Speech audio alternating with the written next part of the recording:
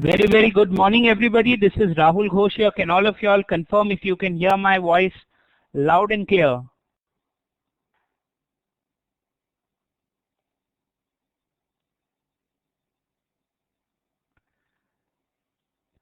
Fantastic. And I hope all of you can see my screen as well. You should be currently seeing the PowerPoint of Professional Trader Part 1.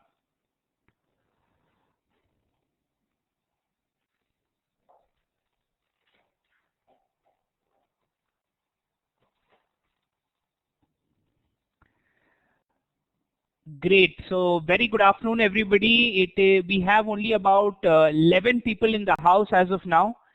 Unfortunately, being the first day, people generally take a bit of time to join in, get used to how to get into the lab. So we're going to wait for 3-4 minutes for all of them. Hopefully they should join in the next 3-4 minutes, failing which we shall go ahead and start the session. Yeah, so see you in a couple of minutes.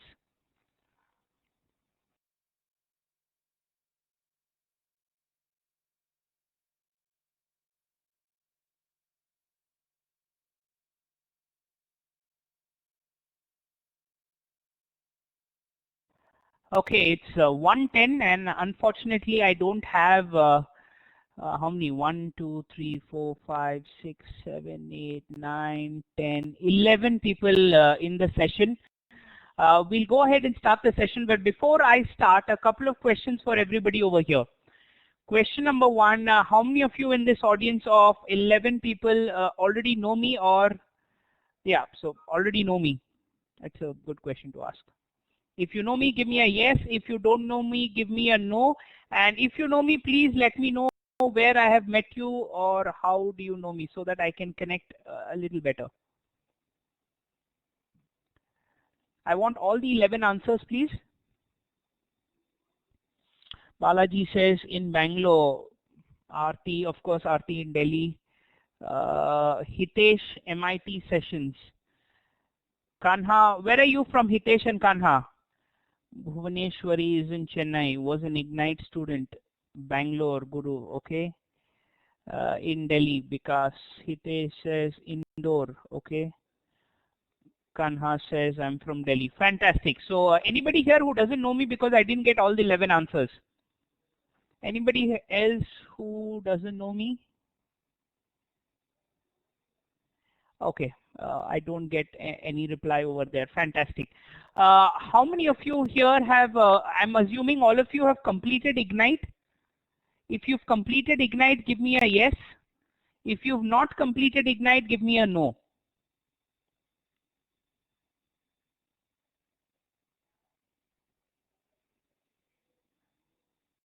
Okay, Balaji, the Professional Trader course is the first course that you're taking? Yeah, am I correct in assuming that?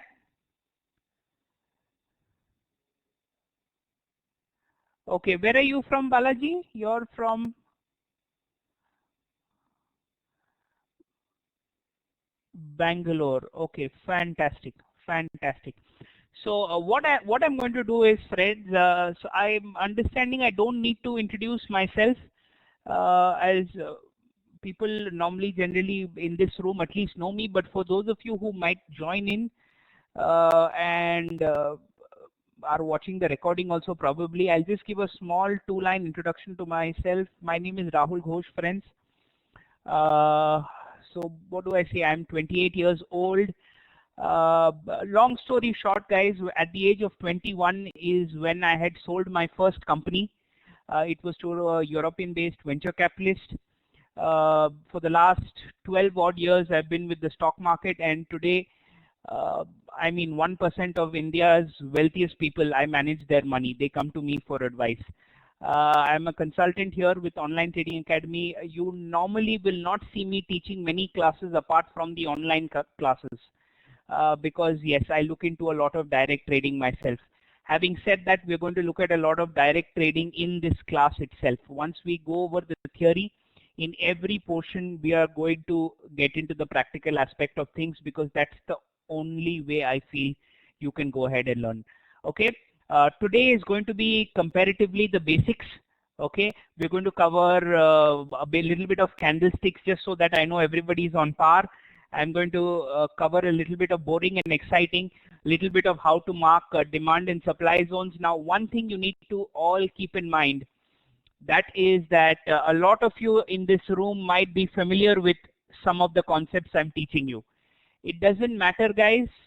We need to be fair and we need to make sure we start from ground zero so that everybody in this room is on par with each other. And as day 3 and day 4 and day 5 start, you will notice that we'll come into a host of concepts which nobody in this room are aware about. Does that sound good to everybody? Give me a yes or a no, guys. I hope that sounds good to everybody. Okay. Today is going to be the basics of charting and a lot of candlesticks. So there are different types of charts. Let's get on with the lesson. There are different types of charts. You have weekly charts, daily charts, 15-minute charts, 2-minute charts. Any time frame you pick up, you can have a chart. One prerequisite, let me tell everybody in this room, that being that at any point in time, friends, and this is even for the people who have done Ignite, at any point if you have a question, please stop me and please ask me that question. Every day we would have a dedicated 10 minutes before we end the session or just after our initial break, where we will be discussing questions. But at any given point, if you're not able to follow any concept, I would recommend you to stop me then and there so that I can explain it. Different types of charts. Trading with candlesticks. Candlesticks give us the immediate result of the supply and demand equation. We use candlesticks to give us a more detailed and precision-based entry and exit. This is what a candle looks like. Balaji, I'm assuming you've not done Ignite. Tell me, do you have any prior knowledge with respect to the stock markets? Any knowledge of how to read charts? Yes, okay, so some basic knowledge of how to read charts. Fantastic, Balaji. So all this also shouldn't be difficult then. A green candle has the open at the bottom and the close of the top. The uppermost point is how high it goes and the lowermost point is how low it goes. A red candle has the closing bottom and the opening on top. The high and low would of course remain the same. Demand, a price level in the market where demand exceeds supply. This is where price stops falling and turns higher. Yes, I have gone beyond the welcome students page, but is that page still the one showing?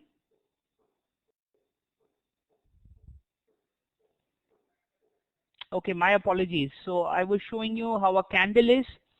A green candle is where the open is at the bottom and the close happens on top.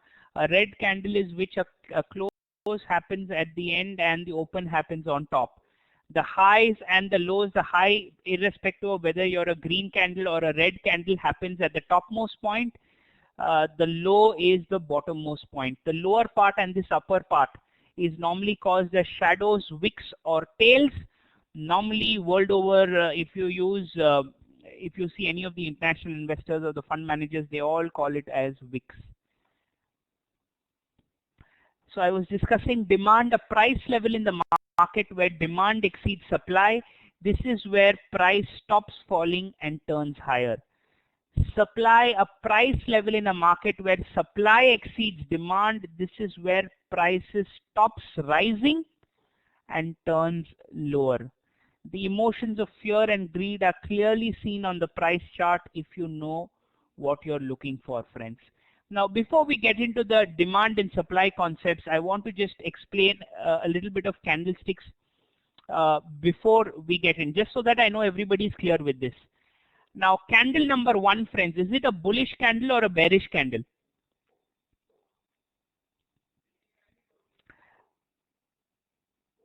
It is a bullish candle. Candle number 2, is it a bullish candle or a bearish candle? Candle number 2.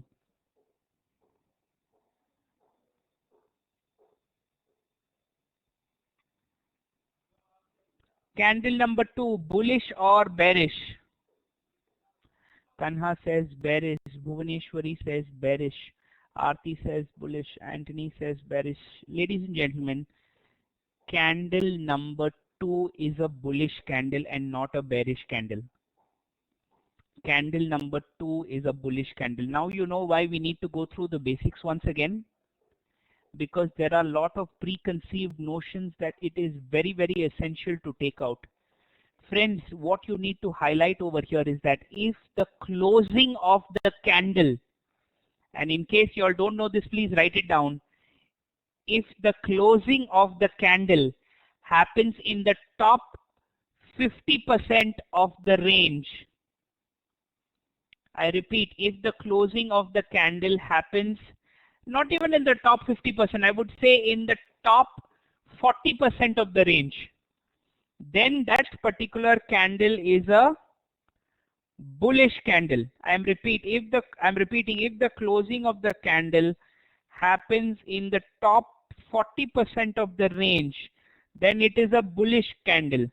If the closing of the candle happens in the bottom 40% of the range, if the closing of the candle happens in the bottom 40% of the range, then it is supposed to be a bearish candle. If the closing happens between 40 and 60% of the range, then it is supposed to be a neutral candle. Top 40% bullish, bottom 40% bearish, between 40 and 60% it is supposed to be a neutral candle. Clear, everybody? Give me a yes or a no.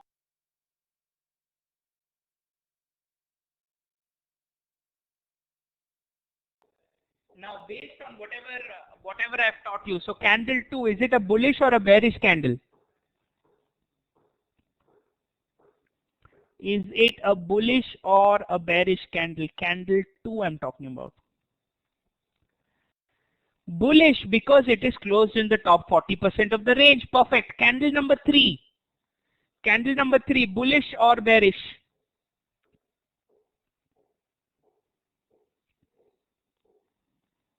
Now, in a green candle, the closing happens on top over here, or does it happen at the bottom? Green candle closing top or bottom? It happens at the top. Therefore, it is in the top 40% of the range. Hence, it is a bullish candle. What about candle number 4? Candle number 4. Bearish, bearish, bearish. Absolutely perfect. It is bearish. What about candle number 5? Candle number 5. Neutral, neutral between 40 and 60%. Perfect. It is neutral indeed. What about candle number 6? Candle number 6 is also between 40 and 60% and is a neutral candle, and in conventional terms called as a doji, D-O-J-I. Conventional technical analysis calls this as a DOJI or a doji. Yeah. Now, apart from whether it is a bullish candle or a bearish candle, there is another type of candle that we are going to learn about, and that is whether the candle is a boring candle or an exciting candle. Okay. Now, a boring candle is when the body of the candle is less than equal to 50% of the range. What is the body mean? Body is nothing but your open price minus close price. What does your range mean? Range means nothing but the high price minus the low price. That is, if your body is less than equal to 50% of the range, it is called as a boring candle. It is called exciting if your body is greater than 50% of the range. I repeat, it is called exciting if your body is greater than 50% of your range. I'm going to show you a live example because there are some new people here in the audience. Let me open up Trade Tiger. Give me a minute.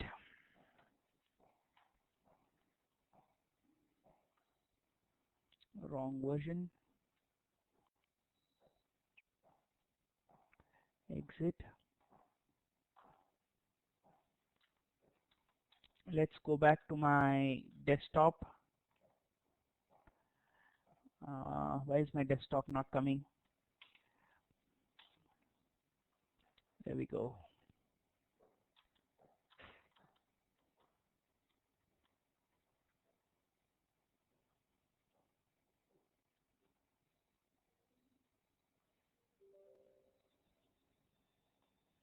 Okay.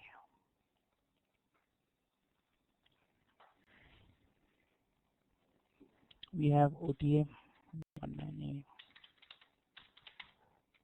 Anybody in this audience who doesn't know how to read a chart? Anybody in this audience who doesn't know how to read a chart? Everybody knows, so maybe the 4 other people who have not joined in today might not know how to read a chart. So for the benefit of those people, I'm going to just show it once. Okay, and the people who are watching this recording, in case you've not understood and have a doubt with respect to how a chart works, please feel free to ask me the next section or send me a mail. Now let's understand what a chart is. A chart basically has only 4 parameters, friends. Only 4 parameters. The top left side of the screen is normally the name of the stock or name of the chart, which is Ambuja Cement in this case. The bottom right corner of the screen basically tells which type of chart it is. By which type of chart I mean whether it is a daily chart or a weekly chart or a monthly chart or a 5-minute chart, depends on that. This, if you see at the bottom right corner, is called as a daily chart or DLY, which means that each and every candle over here represents 1 day. I repeat, each and every candle over here represents 1 day. The red candles means prices are going down and the green candles mean prices are going up. I repeat, red candles prices going down, green candles prices going up. In the bottom part of the screen, you have the X and the Y axes, both bottom and perpendicular. The bottom axis shows us time. You will notice December, January, February, March, April, May. The bottom axis shows us time. The horizontal, the vertical axis, I beg your pardon, shows us price. 180, 190, 200, 240, 260, so on and so forth. Horizontal axis time, vertical axis price. Chart is nothing but showing us how this price of Ambuja Cement is moving up and down as time goes by. I repeat, chart shows us nothing but how the price of Ambuja Cement is moving up and down as time goes by. Yes, once again, top left corner, name of the stock. Bottom right corner, which type of chart it is. You have the x-axis and the y-axis. You have the horizontal axis showing you time. You have the vertical axis showing you price. The up and down movements basically show you how the price of Ambuja Cements in this case is moving up and down as time goes by. Okay, now we want to know whether a candle is a bullish or a bearish candle. This green candle over here, ladies and gentlemen, this green candle, is it a bullish candle or a bearish candle?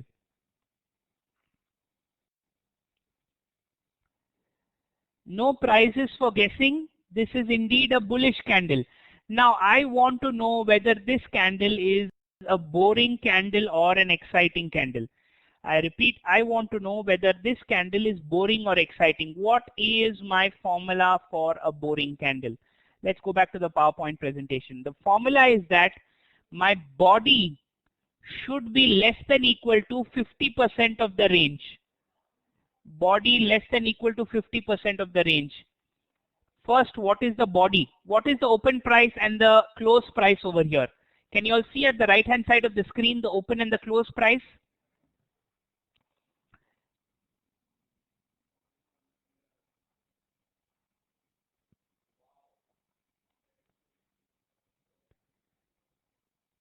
What is the open price minus the close price? Removing the sign of plus and minus, the difference between that is what? Here, I'll put my cursor over it. 6 Feb candle, the open price is there, the close price is here. What is the open minus close price? I have an answer from Hitesh. Hitesh says, oh no, Balaji. Balaji says the difference is 9.3. Let me write that down. The body is 9.3. Just a second, guys. Just a second.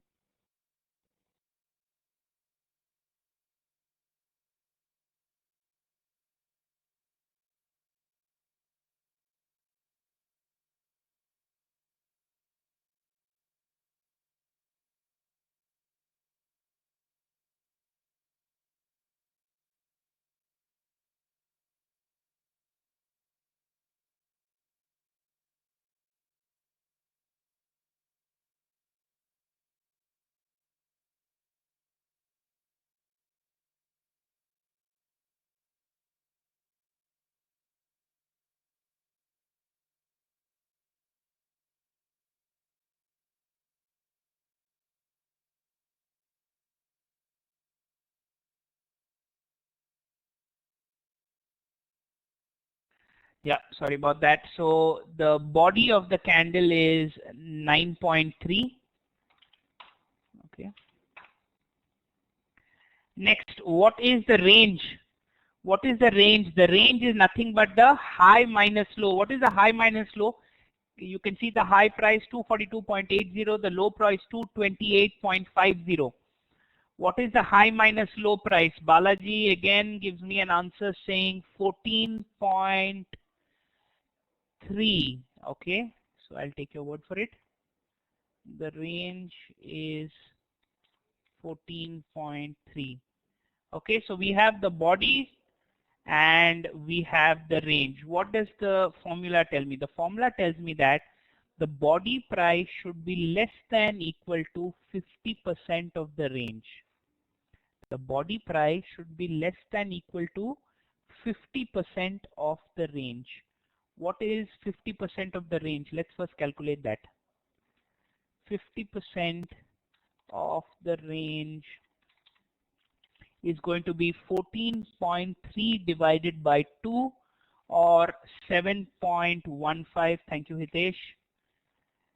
50% of the range is going to be 7.15. Now, is 9.3 less than 7.15 or is 9.3 greater than 7.15? No prizes for guessing. 9.3 is indeed greater than 7.15.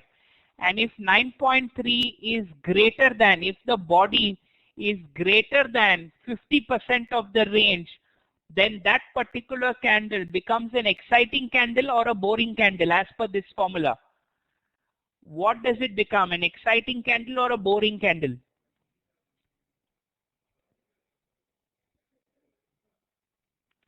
This candle absolutely becomes an exciting candle. Yes, this candle becomes an exciting candle. Let's look at another example. Let's look at this example over here, this red color candle. Can you all please calculate what is the body value, the open minus close? 213.95 minus 213.25.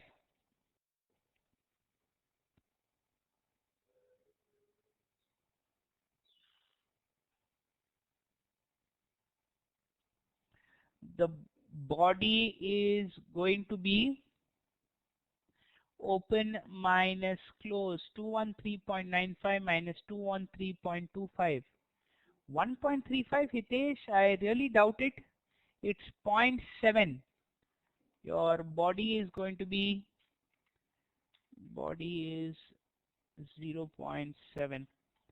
What is your range going to be? Your high minus low. What is your range going to be? Range is going to be nothing but 215. You will see it's on the top right of the screen. Your high is 215, your low is 211.70. High minus low, it is going to be 3.3. Your range is going to be 3.3. Next is my 50% of my range. What is 50% of my range? It's nothing but 3.3 divided by 2, which is going to be 1.65. 1.65, I beg your pardon. Is 0.7 less than 1.65 or 0.7 greater than 1.65? 0.7, is it less than 50% of the range or greater than 50% of the range? 0.7 is less than 1.65, which means is the candle boring or is the candle exciting? Is the candle boring or is the candle exciting? You have a boring candle. Absolutely right. You have a boring candle. Remember one thing, friends. A, you can do the calculation. B, by looking at the candle itself, you will be able to say after a certain period of time whether the candle is boring or whether the candle is exciting.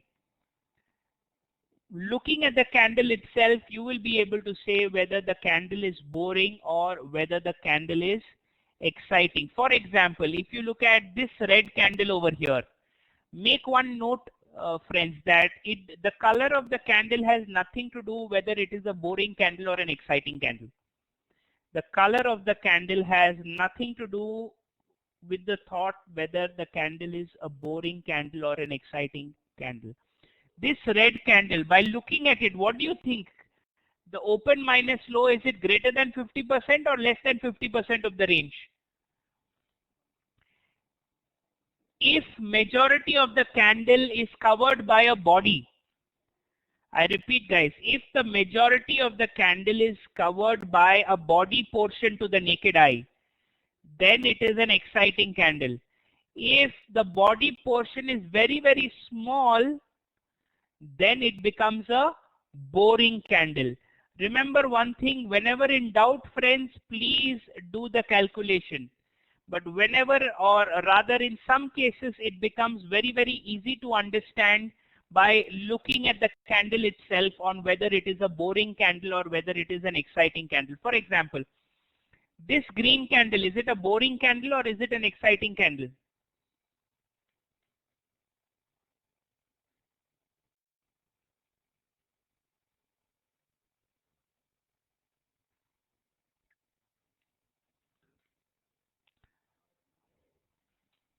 Exciting, exciting. Okay, what about this green candle over here? Is it boring or exciting?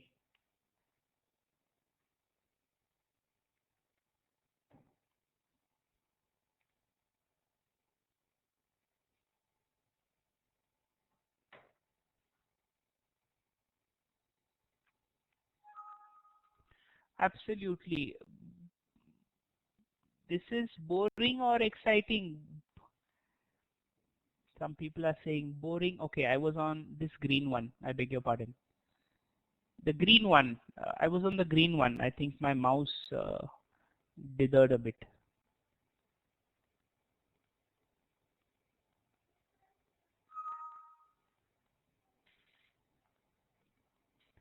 It is a boring candle. If you notice that the body portion is much smaller and the wick portion is much larger. In this case, is the body portion larger or the wick portion larger? In this green candle over here, the body portion is larger or the wick portion is larger?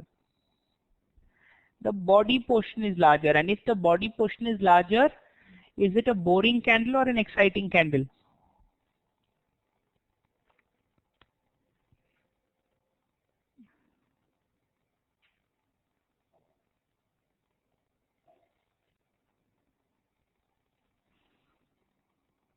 The body portion is larger. Absolutely, Gokul. The body portion in the candle in my cursor, which is marked by my cursor, the body is much bigger. And if body is greater than 50% of the range, it becomes an exciting candle, my friend. Not a boring candle. Yes, one more. What about this red one over here? Boring candle or exciting candle?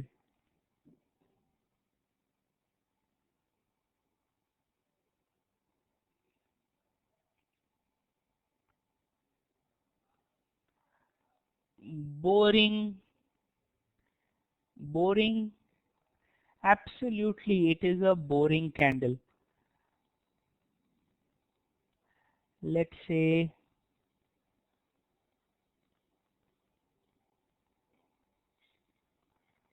let's look at a interesting example.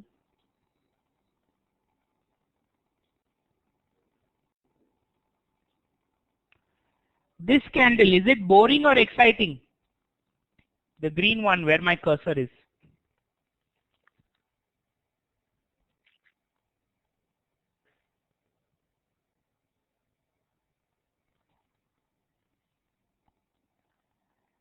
Can't say.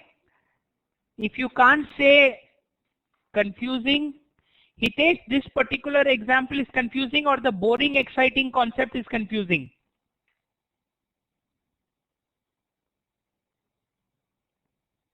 This candle, then why don't you all do the calculation? And I want even the Ignite people to do the calculation. The open, high, low, close, the values are there on the right hand side. Have a look.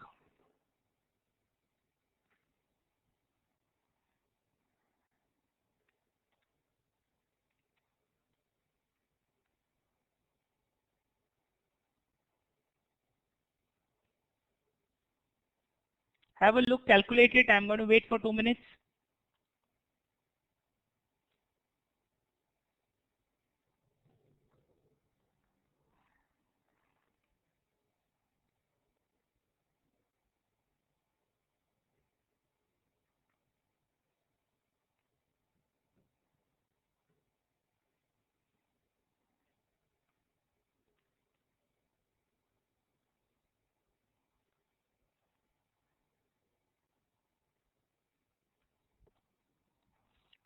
Exciting. Need to calculate? Yeah, so that's...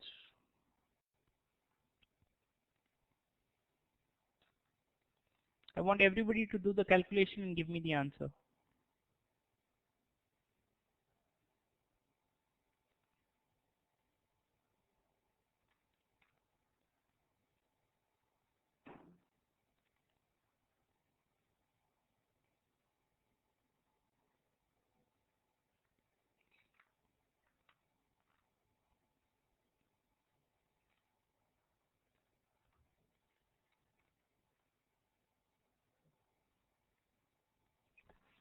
Exciting candle. Absolutely. This candle is an exciting candle. So whenever in doubt, always do the calculation. Or what is the easy way out in case you don't want to do the calculation?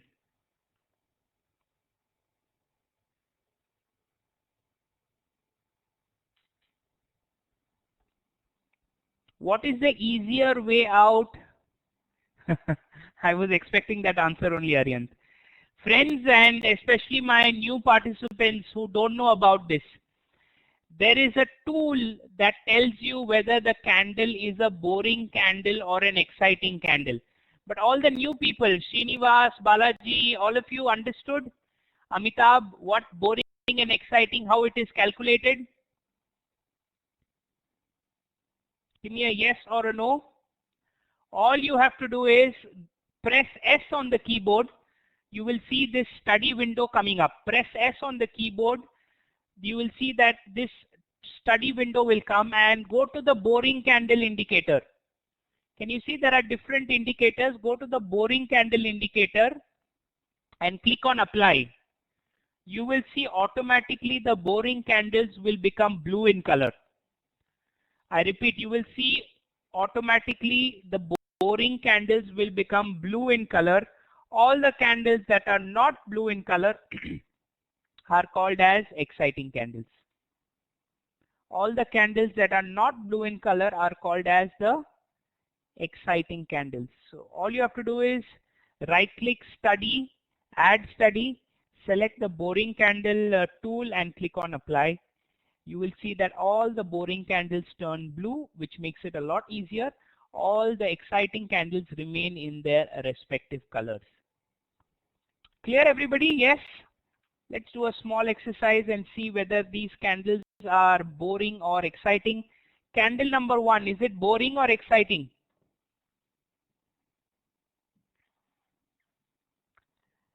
Exciting, exciting, perfect. Candle number 2, is it boring or exciting? Boring, okay. Candle number 3.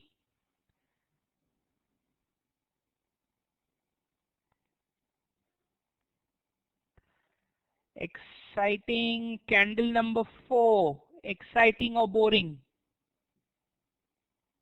Balaji says 4 is boring. Balaji, why do you say 4 is boring?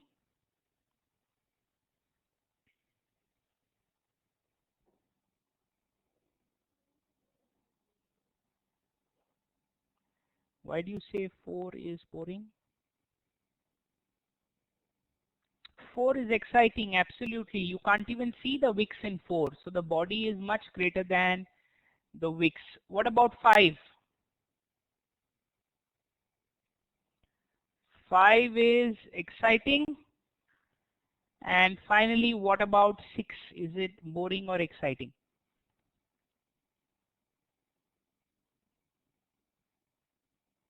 Perfect, guys. Number 6 is indeed boring. Okay.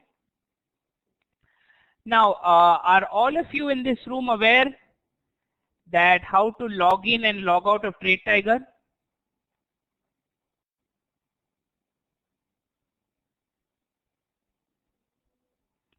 Now, all of you have logged in using your individual IDs or the IDs that have been supplied to you guys. Have you logged in using your IDs? Balaji says OTA ID not activated. Logged in yet. Okay. My ID. Have all of you all got IDs, by the way? Guru says yes. Aarti says yes. Kanha says yes. Hitesh says yes. Balaji says yes. Aryan says yes. Fantastic. Gokul says yes. Okay. Amitabh, just check with your student support specialist or your education counselor. You should receive an ID. Do all of you know the purpose of that ID? Do all of you in this room know the exact purpose of that ID?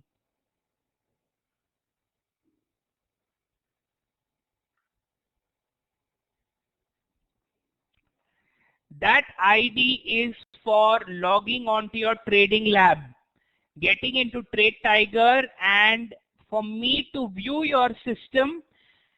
That ID, I think, has a predefined amount in it. Am I correct?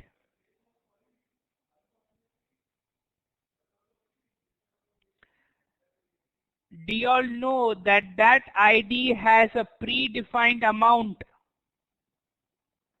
Yes, Trading Lab, Amitabh. What is the amount? Can anybody tell me, Aryant?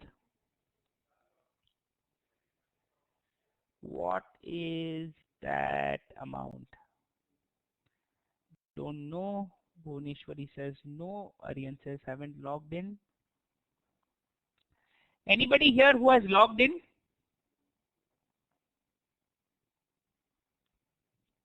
Balaji says 1 lakh. Not available. For those of you who are not, it's not coming available, press F10, click on synchronize. Press F10 and click on synchronize. That 1 lakh should be visible then. F10 and synchronize.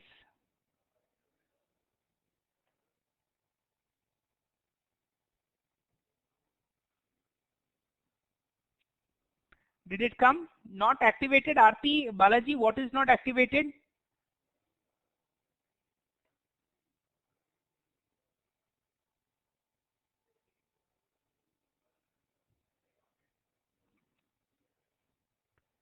What is not activated? Was told to be activated shortly. OTID is not activated. Okay. Trade Tiger account is deactivated. Guys, tomorrow before the class begins, please all of you make sure that your IDs are activated. You are logged into lab, because only if you log into lab will I be able to see what you're doing on your Trade Tiger screen. Secondly, you will find that there is a 1 lakh rupee actual money given in the accounts where you have got IDs. This 1 lakh rupees is for you to place live trades in the market and experience the power of the core strategy firsthand. Balaji, if it is not activated, I would suggest get in touch with IT or your student support specialist. Because today we are not going to be using it, but starting tomorrow, we are going to be using our trading labs. You can open both accounts same time, Meenu, but I would get access, I think, only to your OT account.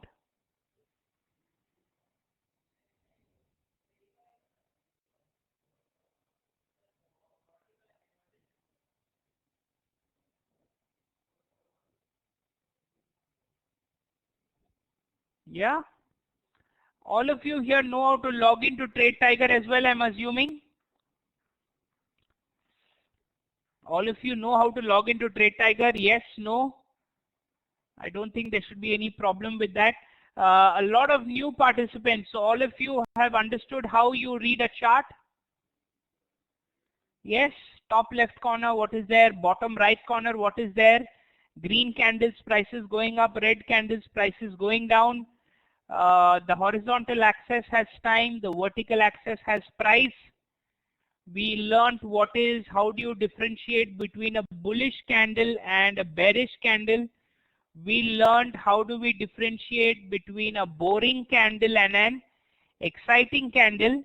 Let's do one more exercise before we move forward. This candle where my cursor is this a boring candle or an exciting candle? I want you guys to tell me.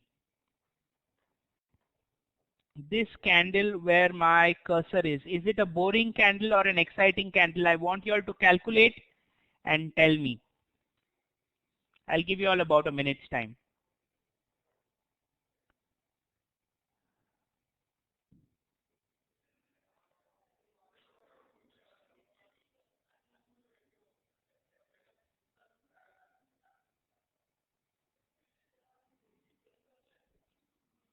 One person saying exciting, one person saying okay, boring. Still not of much help. What is the correct answer?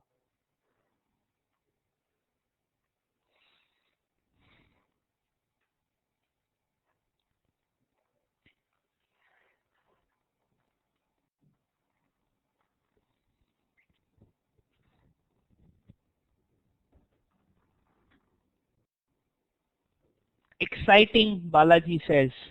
Hitesh says exciting. Anthony says boring. How can the same candle be both boring and exciting, friends?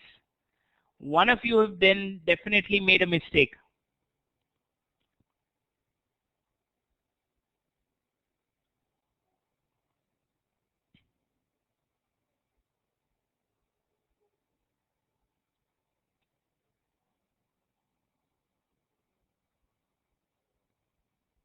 Again, I'm getting two answers.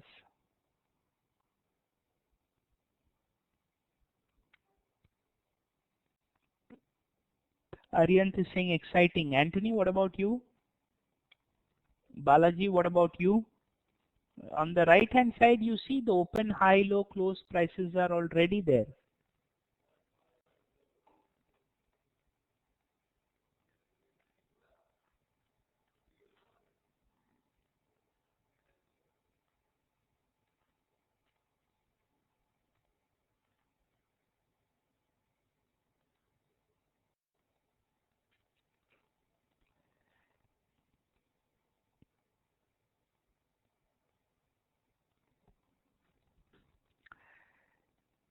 Exciting, says Balaji. Anthony, I'm waiting for your answer.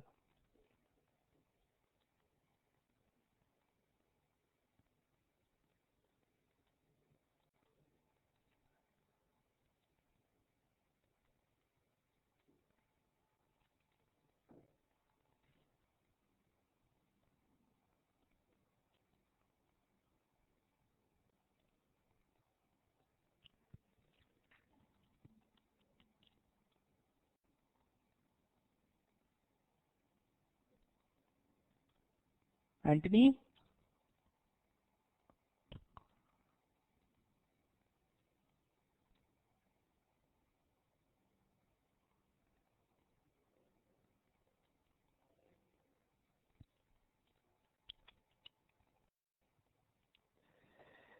Okay, not getting a reply. This is the candle we were talking about, guys, and you will notice that it is an exciting candle only. Why? Because your open minus close is greater than 50% of your high minus low. Your open minus close difference should be roughly less than 3. Your high minus low close should be roughly about 5. Even if you divide that by 2, you will see the open minus close is greater than the high minus low, 2.8 and 5.45. Hence, it is a exciting candle. Clear, all of you all?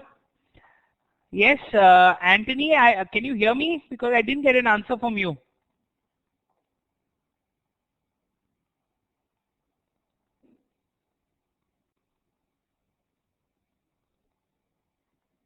Exciting, fantastic. Let's get into the concept of demand and supply now, friends. We learned what charts are. We learned. So one thing all of you should keep in mind, guys. I will always cover the theory part a little bit quicker. The reason I will cover the theory part a little bit quicker is because I want as much time as you can get in placing live orders and getting in fills in your trades. Before we get into demand supply, it is my duty, because today is a Trade Tiger session day. Any features with respect to Trade Tiger that any of you all have any queries with?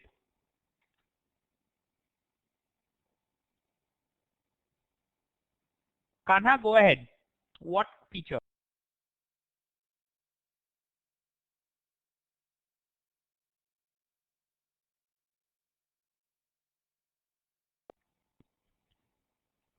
Integration is charts. What integration is charts? Because I didn't get you. Whatever queries you all have with respect to Trade Tiger, Rahul, I don't understand this feature. Rahul, I don't understand how to get from this chart or how to link charts. Please go ahead. Because what do you mean by integration of charts? Are you saying how do you put more than one chart? Is that your query?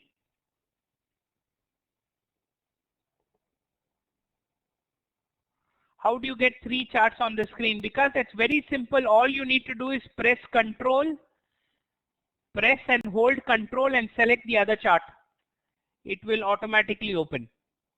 Press control again and put one more chart.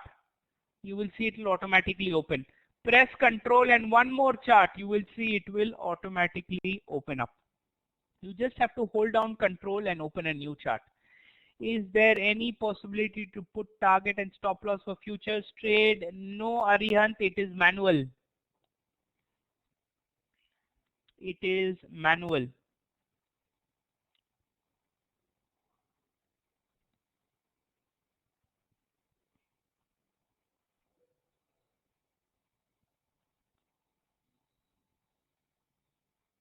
Yeah. Now, are you all aware of how to place, what do you call, how to place an alert? Are all you guys familiar on how to place an alert? Yes. Yes. What about my new friends who've just joined? Maybe good to see once again. Sure. Let's say I want an alert when price, what is the current market price now? Current market price is 262. I want to tell the system, give me an alert when price comes below 250 rupees. I repeat, you tell the system, give me an alert when price comes below 250 rupees. All I have to do is right click, add to price alert. Can you see add to price alert over here? I go to this add to price alert button, select that in Ambuja Cements, which is the name of my stock, and I click on when the rate goes below 250, whatever message you want to type here, let's say buy Ambuja Cement. I'm giving a random message. Buy Ambuja Cement and click on add. What did I do? I put in when I want the alert, below a certain price or above a certain price. I fit in that price. In this case, I wanted an alert when prices went below 250. So all I had to do is when price less than 250, give me an alert. In the message box, I wrote what alert I should be given. In this case, it was buy Ambuja Cement and I clicked on add. Similarly, if you want an alert when prices go above 270, we're taking the vice versa scenario. If you want an alert when prices go above 270, add to price alert when the price is greater than 270, click add and type in a message, whatever you want to type, that your target is reached, exit the stock or whatever it is, and close this window. Either way, what is the biggest advantage of price alerts, friends? Can anybody tell me?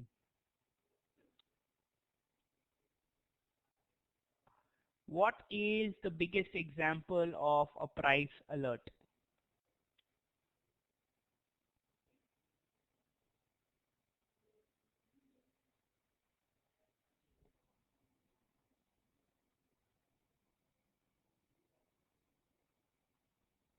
Will it work if the price goes down after pre-open? Yes, it will work till price comes below 250.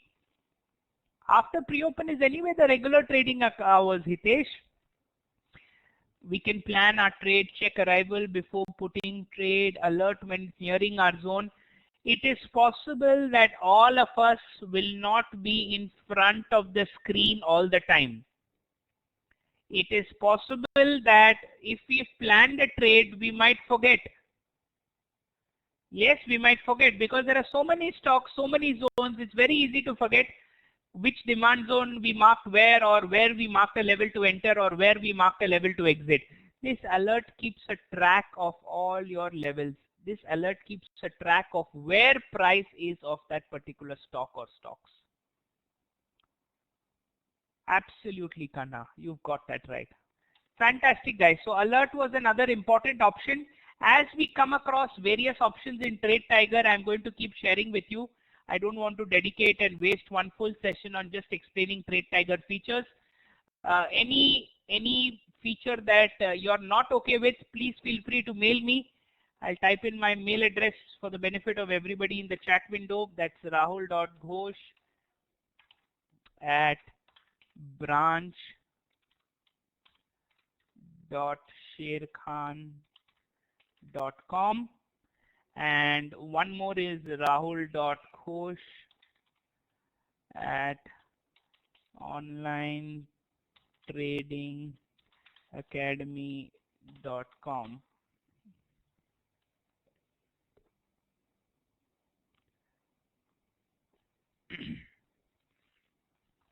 It's rahul.ghosh@branch.sherkhan.com, rahul.ghosh@onlinetradingacademy.com. Yeah, please feel free to mail me at the last session of the day. I will also be sharing my numbers with all of y'all. When I say sharing my numbers, I hope all of y'all understand that if 1,000 people have my number and start asking me what to do, it becomes very difficult to track. But yes, anything with respect to help, I should be available. Yeah, it's top of the hour, guys, at 2 o'clock. Let's take a small break for 10 minutes. Let's come back, and when we come back after 10 minutes, let's understand the whole concept of demand and supply. We are going to cover Balaji order types separately. There is a separate session going to be there on order types. Yeah, we are going to start with the world of demand and supply once we come back after a 10-minute break. See you after the break, guys.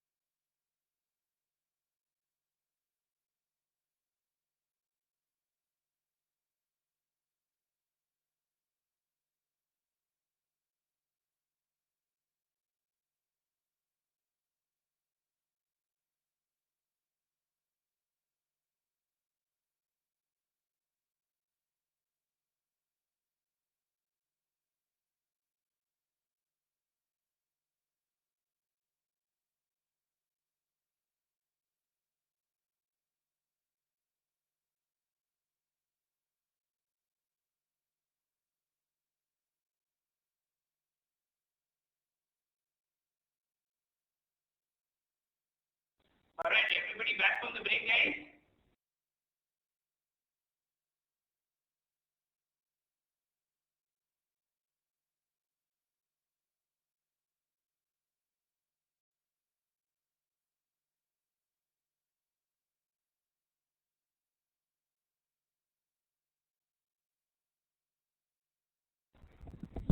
All right, let's get into demand and supply, friends. Okay, I'm going to go a little slow from here. If some of you are familiar with the basics of this concept, I would suggest this would be a good recap, but starting day 3, day 4, day 5, we have a lot more in store for you guys.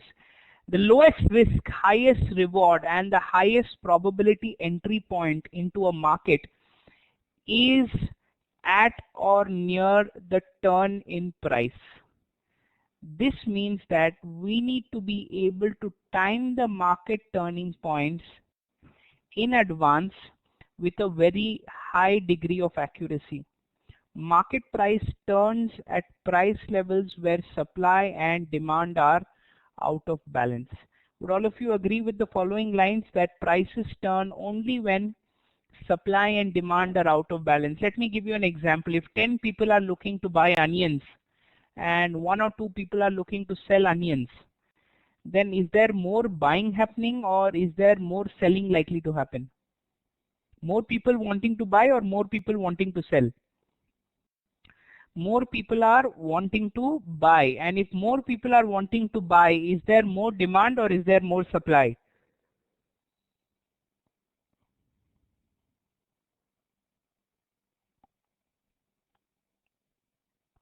If there is more demand, then what happens to the price? Prices go up or prices go down?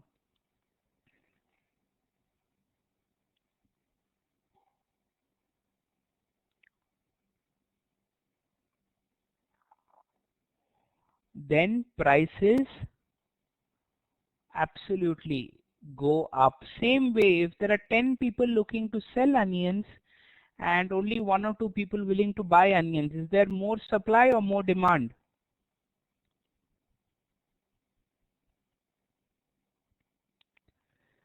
More supply. And if supply is greater and demand is lower, prices go up or prices go down? Prices go down. Whether it is vegetable prices in our country, whether it is real estate prices in our country, whether it is the stock market, anything involving price action works only on demand and supply.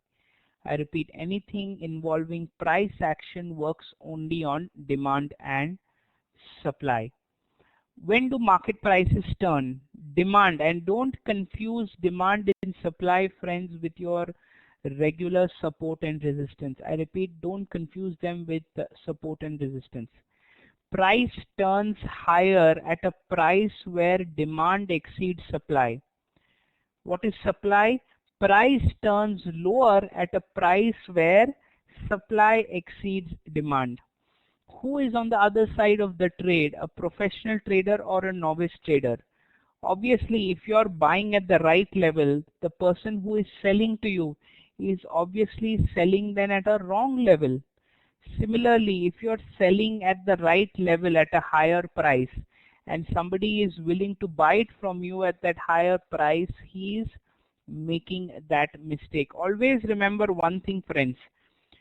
In life, do we want to buy cheap and sell expensive, or buy expensive and sell cheap?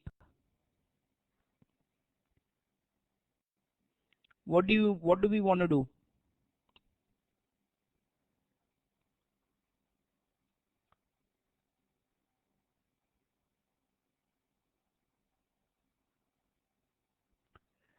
We always want to buy cheap and sell expensive. Absolutely. The same logic, then why are we not applying with the stock markets? Why is it that all the conventional technical analysis tool tells you to chase price and buy at that expensive price? Generally, for those of you who weren't familiar with demand and supply and who are not familiar with demand and supply, how do you generally buy a stock? You generally like to buy a stock which is already moved up certainly. You think that no, prices are moving up, let me get into the bandwagon. Would you all agree with me? That is generally how we tend to get in and get out of markets. Now you might argue telling me that, Rahul, if the price is going up, then why do we want to be a seller? But the fact is, when prices are expensive, that is when you would want to be a seller. If prices are cheap, when prices have fallen quite a bit, that is when you want to be a buyer. The origin of any move in price is where supply and demand are out of balance. This is where we find the low risk, high reward, high probability entry points into the market. Yes, which is going to be, so how are we going to play it? We are going to play this high probability market turning point. Just a second, guys, I'll be back. Just a second, friends, I shall be back.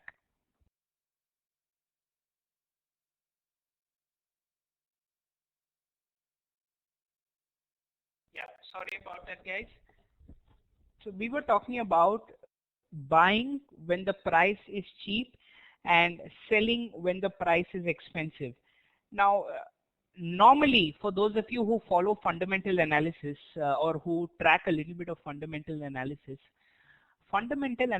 suggests that we buy a stock when the prices are cheap, and when we sell a stock when the prices or the valuations become expensive. Would you all agree with me? Yes, fundamental analysis tells us to buy stocks when their valuations are in quotes cheap and sell stocks when their valuations or when the price becomes expensive. My question to y'all, and if some of you have heard me, you would reiterate what I'm trying to say. What I'm trying to say that if a stock and I'm talking about, take any one of the good names. If you take an IndusInd Bank,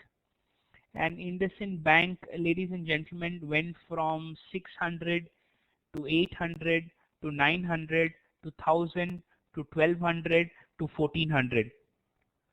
What is stopping it to go to 1600 or 1800? Who defines what is expensive? Who defines what is cheap?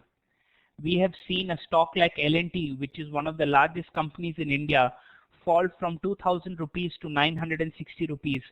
Who defines what is cheap? Because 60% of the stock had fallen. We had seen Tata Motors fall from 700 rupees to 300 rupees, which is almost 60% of the stock. We have seen Dr. Reddy's fall from 3800 to 2500. We've seen Divi's Lab fall 50% down.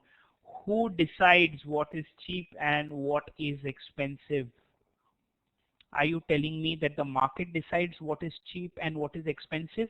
Are you telling me the balance sheet decides what is cheap, what is expensive? This is an open question to all of y'all in this room over here, guys. Who decides what is cheap and what is expensive? And I just want a general answer from all of you. The seller decides, chart decides, FIs decides, perception decides, FIIs, institutions decide. Let me show you an example, guys, because I want you to understand this concept very, very well. If you have a stock over here, Yes Bank, that, ladies and gentlemen, has moved from 600 odd rupees to 1700 odd rupees. You have this stock which has moved from 600 odd rupees to 1600 odd rupees. You're telling me that from December 2016, in a matter of 5 months, what changed in the company that the company has almost tripled? Can somebody tell me what changed fundamentally that suddenly the company almost tripled in the matter of 6 months? All the fundamental people over here. can somebody tell me that if I have a stock like SBI, okay, and let's say I go to a weekly chart over here, what changed in SBI that this entire crash from 350 to 150, that is more than 50% of the company, ladies and gentlemen, vanished into thin air? And then, and what, this is from a course of, let's check, this started in Jan and ended in March. In 1 year, the company fell 60%. In the next 1 year, the company went back another 50%. You're telling me that the fundamentals became so erratic that the company is halving and doubling every year? I repeat the question, ladies and gentlemen. Are you telling me that the largest bank in India has such erratic fundamentals that it halves in 1 year and then doubles the next year again? Because make no mistake, guys, from 300 to 150 and again from 150 to 300. That is exactly what has happened. Ladies and gentlemen, price is controlled by the people with the power of money. One line, one outcome. Price is controlled by people with the power of money. Let me tell you, if market went from 7,700 to 9,300, at 9,300 also people are willing to enter. Why? Because either they have been left out in the entire move and are feeling that मैंने तो पैसा बनाया ही नहीं, I didn't make any money. At 9,300, people are not thinking about is it overstretched, understretched, overbought, oversold, nothing. Their left out feeling can cause another 500 points in up move. The power of money is enough to move the market above any boundary and below any support or below any fundamentals. I hope each and every person in this room is clear with that. If you are not, please stop me right now and I'll be more than happy to give you enough and more evidence to suggest otherwise. I want all the 12 people to either give me a yes, or if you've not understood, give me a no.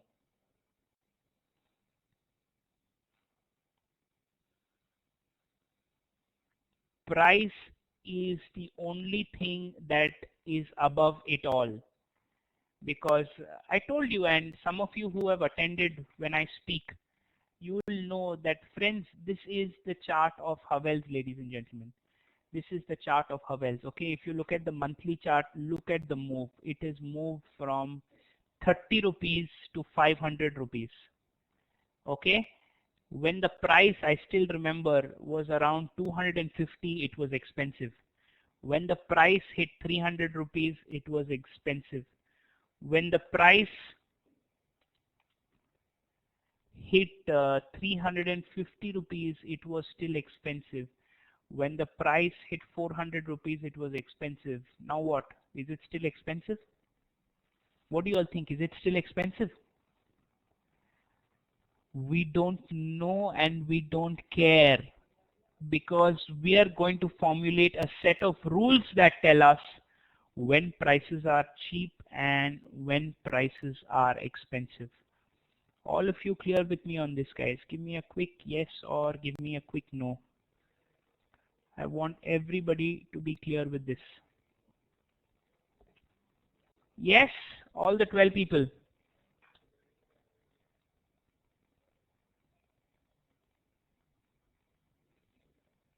Fantastic, fantastic. Let's get back to the concept of demand and supply, guys. The amateur traders buy at retail prices and sell at wholesale prices. The professional traders simply trade with the amateur. Let me give you an example, friends. We had a trade in BEDL. Okay, now although you all are not familiar with the demand and supply concept, let me explain this to you. We had a trade that I had given in one of my sessions. Okay, and the trade was that I was buying over here at 221 keeping a stop loss at 202 or thereabouts. Do you all understand entry, stop loss and target, guys? The new people. Do you all understand entry, stop loss and target? Entry is where we are entering the particular stop. Stop loss is the maximum risk we are willing to take, and target is where we are looking to exit. Okay, and VEDL, which was in such a strong uptrend over here, decided one fine day to correct from 280 all the way to 220. Okay, 60 rupees it corrected. But when prices are going down, you could have done two things, friends. You could have either sold or you could have got in, because the eventual trend of this move is up, and helped play in this up move. Two options you all had. Buying at a cheaper price rather than selling at a cheaper price is what we are looking to do. When I bought at 221, logic tells me somebody sold it to me at 221. Would all of you agree? Obviously, I can buy only from a seller, right? If I bought it at 221, obviously somebody sold it to me at 221. What happened to the person who sold it to me at 221? Is he feeling happy right now? He is not very happy, because prices have zoomed up 15 rupees from his level, or about 7-8% from his level. Buying cheap and selling expensive. Precisely what we are looking to do. Next, the two key buying mistakes: buying after a rally in price, buying at a level where supply exceeds demand. Buying after a rally in price, buying at a price where supply exceeds demand. Now friends, as I said earlier, I don't want you to confuse demand and supply zones with support and resistance. They are entirely two different things. Please don't confuse either. Demand and supply is completely different from support and resistance. If you have you all heard about support and resistance, by the way? Any of you heard of support and resistance? Bhuvaneshwari says no. Bhuvaneshwari, if you've not heard about it, don't even waste your time. Believe me, it's not worth your time. So people who've heard about support and resistance, quick exercise for all of y'all. Okay, what I'm going to do is I'm going to take this horizontal line, and I'm going to keep moving this horizontal line up and down like this. And wherever you tell me stop, I am going to stop this horizontal line. Wherever you guys or the first person in this audience, wherever he tells me stop, I am going to stop this line. So go ahead guys, whoever tells me stop, I will stop the line over there.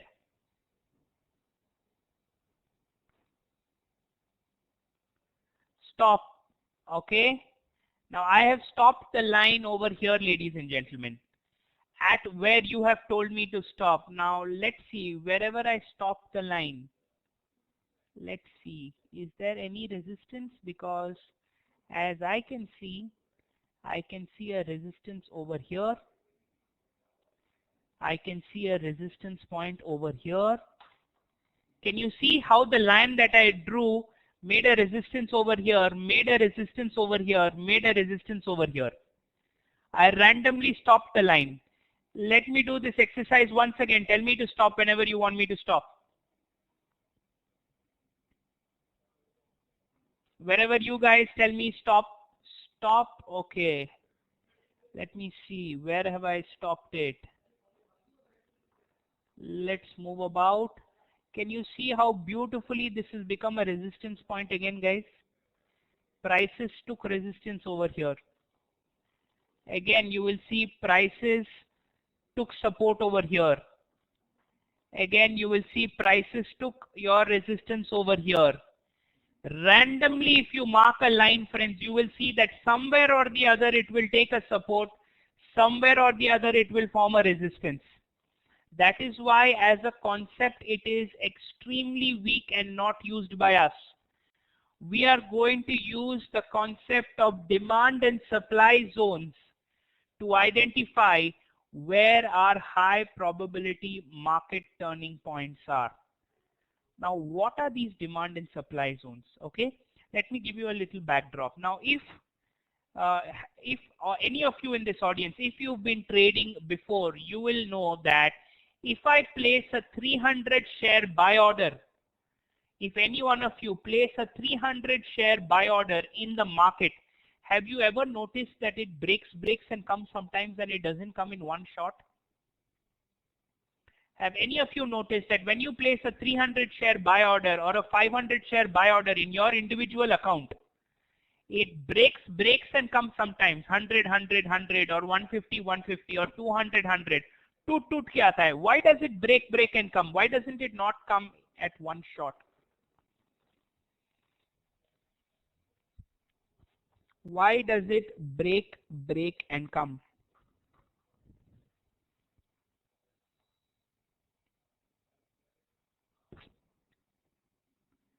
Hitesh says saleable quantity. What about the saleable quantity, Hitesh?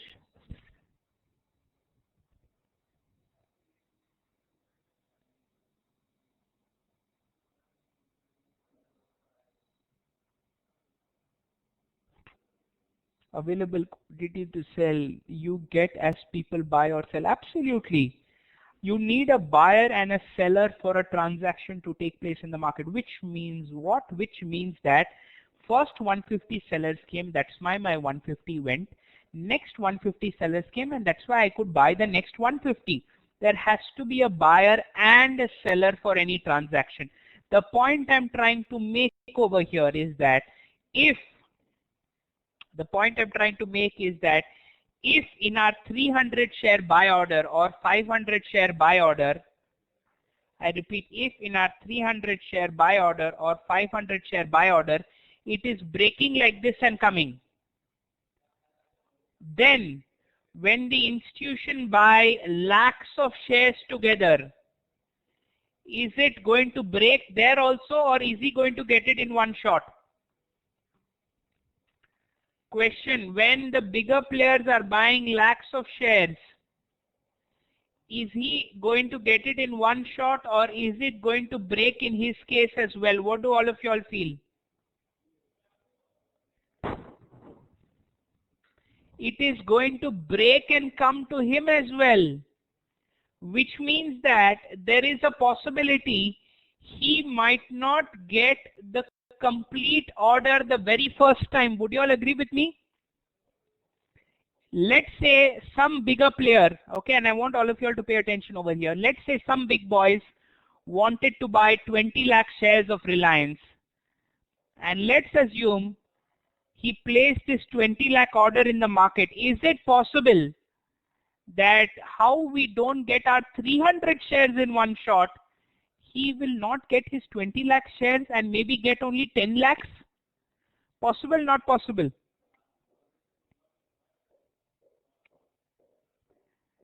Possible, yes. And if he gets only the 10 lakhs the first time in the range specified by him, when prices comes back into his same range again, does he have any pending quantity to buy still? Does he have any pending quantity to buy still? Absolutely. He still has a pending order of 10 lakh shares. He still has a pending order of 10 lakh shares, which means that when once prices comes back into his range again, I repeat, once prices comes back into his range again, what is going to happen once the 10 lakh order starts to get executed? What will happen to the price once these 10 lakh shares start to get executed? Price will start to move up again. Yes. Why will price start to move up again? Price will start to move up again because there are orders pending. this area or this range where prices are turning from are called as our demand zones and our supply zones. I repeat, this area in which prices are turning and moving the opposite direction because of the execution of the pending orders is called as our demand zone or as our supply zone. Okay, let me give you an example. Okay,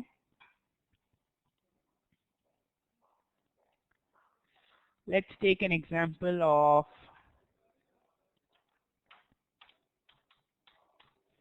Maruti.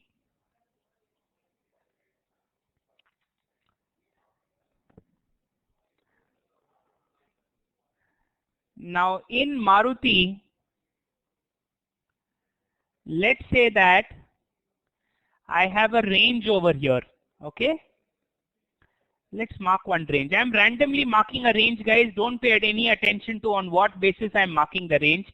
I have marked a range in Maruti over here between 6094 and 6015. Are you all able to see this range, guys?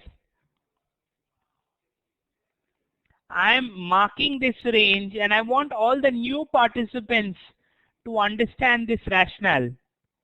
Okay, I have marked a range over here between 6094 and 6015.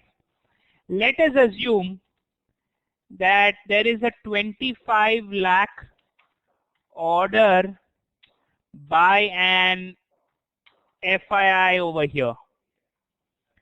Let us assume that there is a 25 lakh order by an FII over here, and out of this 25 lakh, let's assume 5 lakhs got executed with this big candle over here.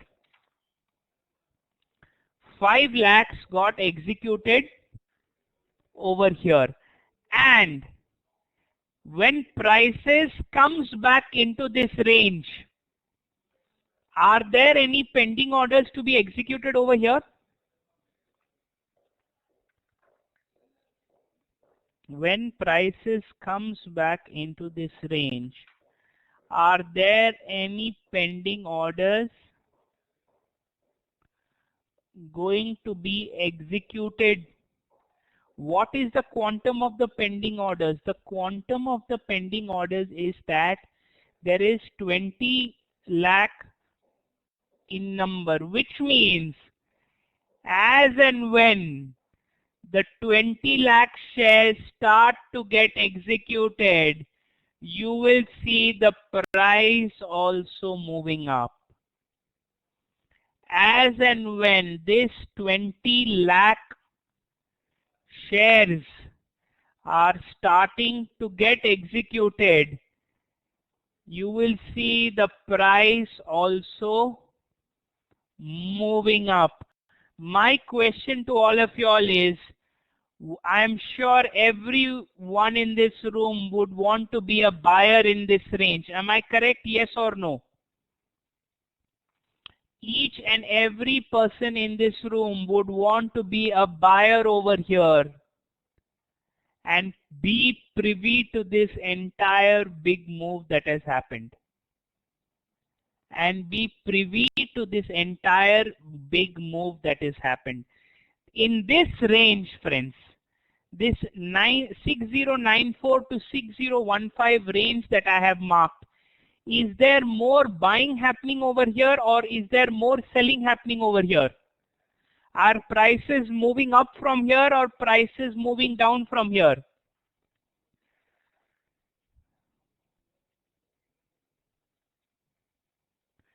More buying happening, hence is there more demand or more supply?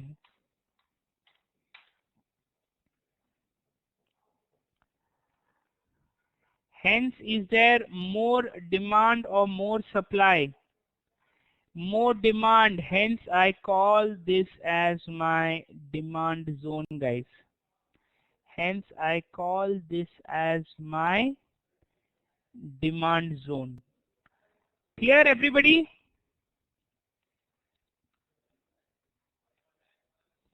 Give me a yes or a no, and I want especially all my new friends who are brand new into the world of trading to give me a yes or a no. By the way, guys, people who are watching this recording, please keep one point in mind. If you are absolutely new to the markets, I am repeating this point, guys. If you are absolutely new to the markets, I want you all to tell me this in black and white. Drop me a mail and tell me, Rahul, I am new to the markets, just so that I know what attention you need and I can give you that extra attention. I hope all of you are clear with this, guys. Yes, by the way, anybody who is absolutely new to the markets out of the 11, 12 people over here? Anybody who is absolutely new?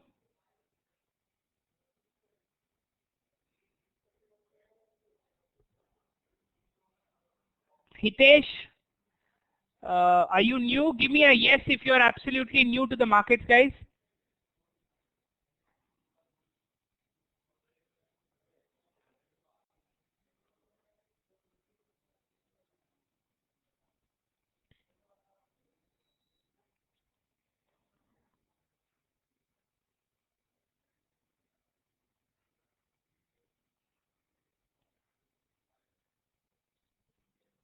No, so I'm assuming everybody over here has some prior experience.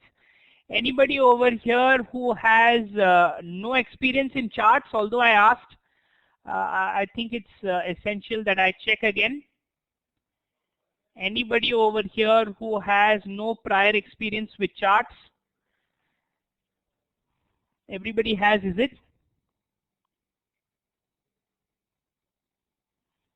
Fantastic, fantastic. I'm assuming all of you have, in case. Friends, at any point, are you all familiar of how this software works? Blackboard that we are in. I don't want to start explaining how to mark demand and supply zones right now when there is only 10 minutes left. Okay. I would rather ask you that, are you all aware that you can even talk to me and ask me your doubts? It's not only through messages. If you have a microphone, I can give you mic rights and you can be talking to me and asking your doubts so that there is no mismatch in communication. Please get a mic organized so that you're able to understand where to, when you have a difficult question, you can always stop and ask me. You weren't aware, Aarti? Okay, now you're aware. Any of you have a mic right now?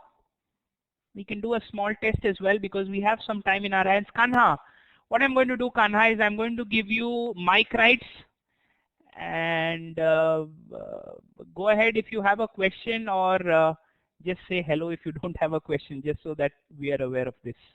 I've given you mic rights, Kanha. Aarti, you also? Okay, so I've given Kanha right now the mic rights. Kanha, go ahead and you can talk.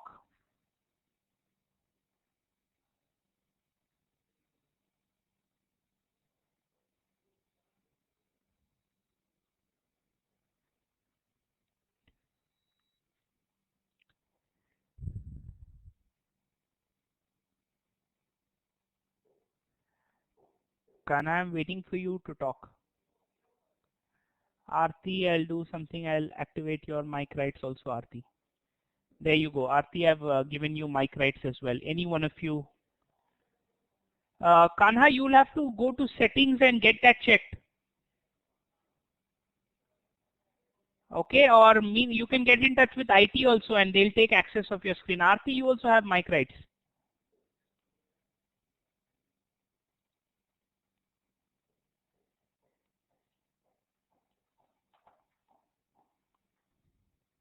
You're speaking? How is it that I'm not able to hear then?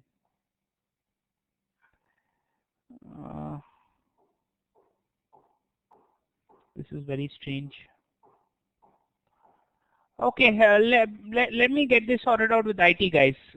Tomorrow you'll do a sound check and just see that IT is able to give you access so that you can ask me doubts, because I'm sure all of you understand that if you speak to me, it's easier for me to understand. It's probably easier for you to clarify doubts as well. I'm sure all of you in this room would agree with me on that. Yeah?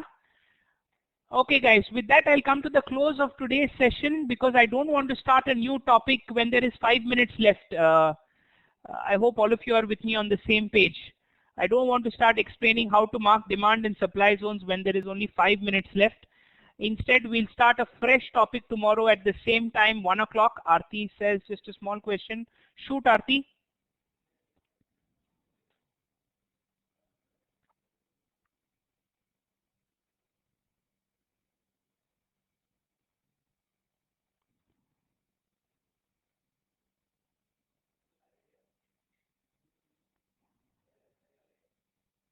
Normally, we'll leave the last 10 minutes of every day for question and answers. Today being first day, will the FI wait for that price only for unfilled orders?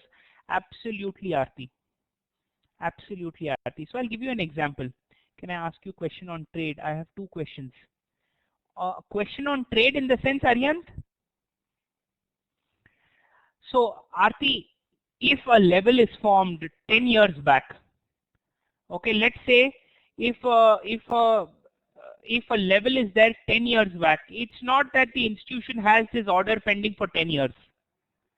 Okay, but a question for you, Aarti, if the price of that stock is coming to a 10-year low that you've marked a zone 10 years back, then anyway it is a good buying opportunity, Aarti.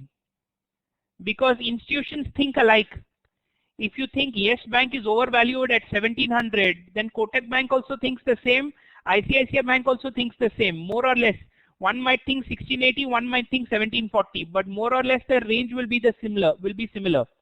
So if price is anyway coming to a 10-year low or a 5-year low, it is anyway a great level to buy. But yes, 6 months, 10 months, 1 year, they have their orders pending, Aarti, and I've been first hand into that, so I know that first hand. No, Arihant, we are not going to discuss trades right now because we are going to get our basics strong. Arihant, our entire lives is left in front of us to trade, my friend, believe me. Pura life is left to trade. These 15 days, I would say, let's pay attention to getting our concepts right. Yeah, sounds good.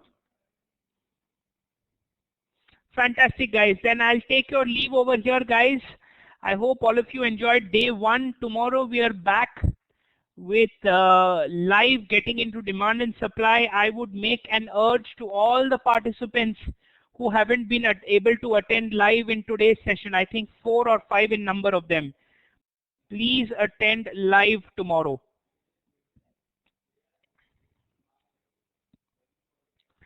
Please attend live tomorrow.